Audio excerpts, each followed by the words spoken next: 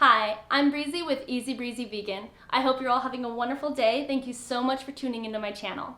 Today, I'm going to be talking about why I decided to become a vegan, and I'm going to share my transition story and the obstacles that I faced in becoming a vegan and staying a vegan.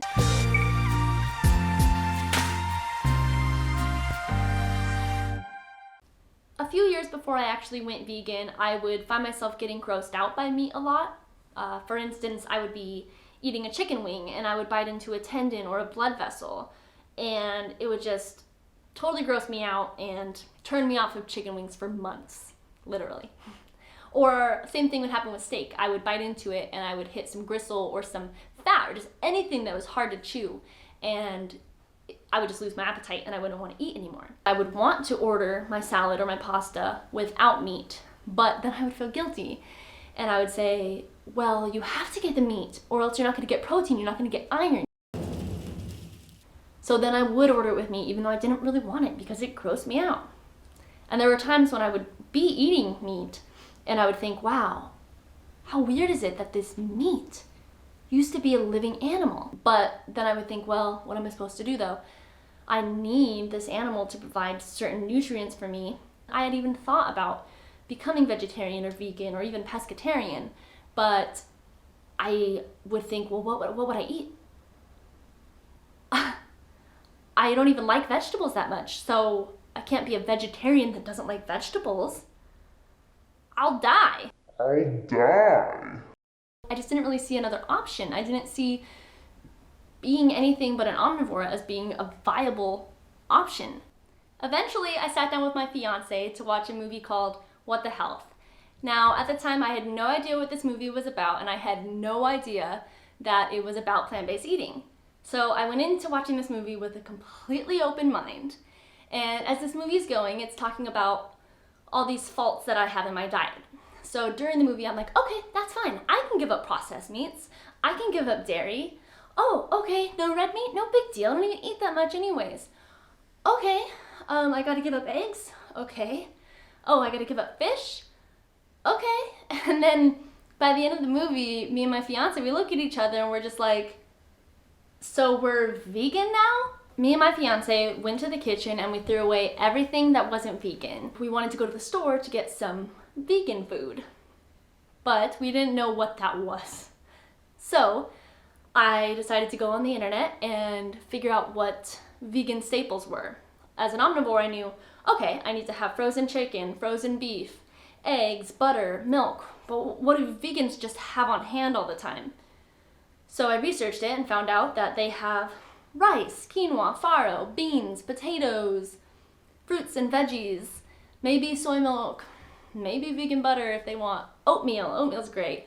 So I decided, okay, I need to have all these things in the house. So me and my fiance were both sold on being vegan, but we didn't want to set ourselves up for failure. So we gave ourselves 6 weeks. And during these 6 weeks, we had to be vegan.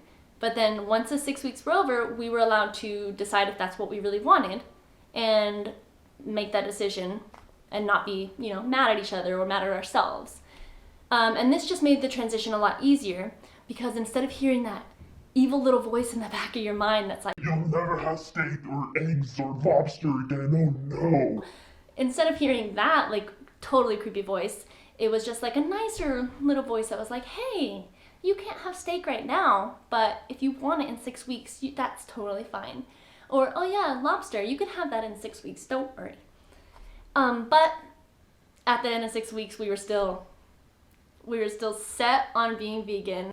One thing that really made my transition to being vegan a lot easier was accepting that at any point in time I could fail.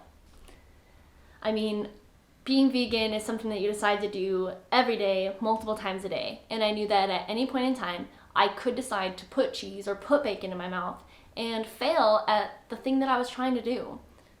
So I thought, okay, when are these moments that I would fail?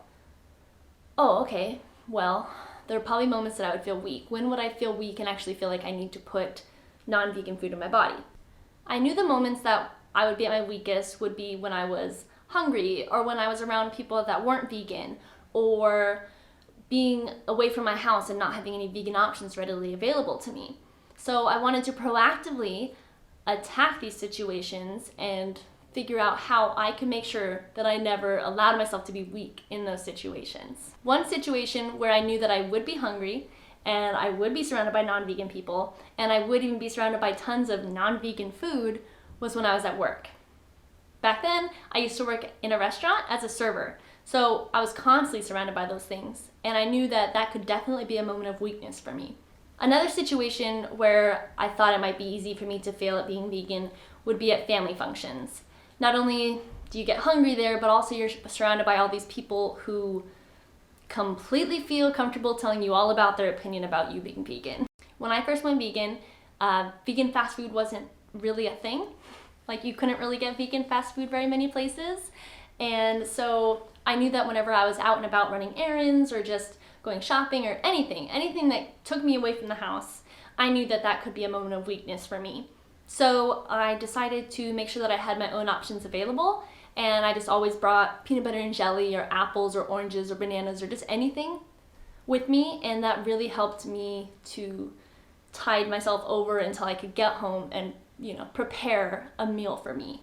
All in all, my transition to becoming vegan was really easy. For me, it was the easiest thing to just give up everything and completely dive head first into being vegan, and if that works for you, then do it. But I do know that some people like to slowly transition and eliminate foods little by little, and if that works for you, great, do it. But I do encourage people to make sure that they don't get stuck. So don't get stuck at being mostly vegan but still eating cheese. If that's where you're at, that's great. But if veganism is your goal, then keep going. Get rid of that cheese, even if it's just on a meal by meal basis. Do it. And if you are vegan, I would love to hear your transition story. So please comment those down below. Also, if you have any questions for me, please also do that. And please hit that like button for me. And if you'd like to see anything else from Easy Breezy Vegan, please hit that subscribe button as well and that notification bell so you can find out when I do my next videos.